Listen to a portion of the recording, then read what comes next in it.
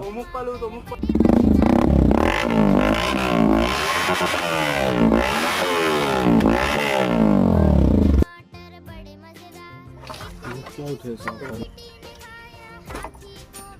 হ'ব ইমান লাম্বা নাই কি বলবি অমুক পালো তমুক লগে নিদিওঁ আৰু